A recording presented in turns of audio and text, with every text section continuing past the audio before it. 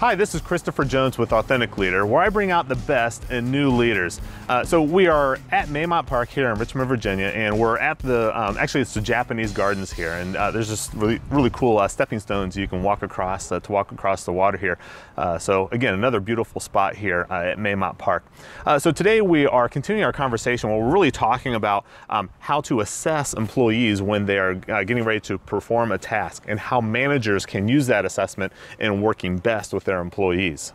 So what's important here when assessing employees is that it's completely dependent on the manager's ability to accurately assess somebody else. It can be really easy as managers, as human beings, to let our biases get into our ability to assess people, or even just the appearance of competence by an employee or lack of competence. That appearance isn't necessarily a true measure of their capabilities, and it really interferes with our ability to objectively measure and assess an employee's ability to perform a certain task. An inaccurate assessment can really take you down a wrong path. So there's a concept called the Pygmalion Effect that can have either very positive or even negative consequences.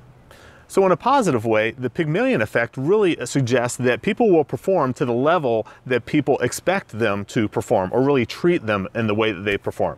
If you tell someone enough times that they are highly capable and that they will succeed, they can believe that that is true and will perform at that level. Now, the opposite can also be true. If you're telling someone that they are a failure or they are incapable, they will actually also begin to believe that as well. Managers who aren't careful in their accurate assessment can really help lead an employee to a self-fulfilling prophecy if they believe they're incapable or that they are going to fail. I experienced this myself in primary school. I really struggled through school, even through high school. I was consistently told that I was not a good reader, and I just simply believed that. So therefore, I wasn't a good reader.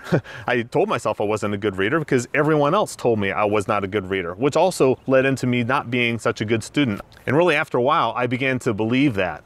It really wasn't until college that I started to experience academic success, and I actually also learned that I enjoy reading and enjoy learning. If you can't get past your bias, I suggest that maybe you try or consider another assessment method rather than just assessing on your own, because it is so important to the success of your employee, and really that's what you're looking out for as a manager, is that you want your employees to be successful. Please come back tomorrow where we're going to talk a little more in depth about actually how to plot these employees on the skill and will matrix. Until then, bring out the best in your leadership.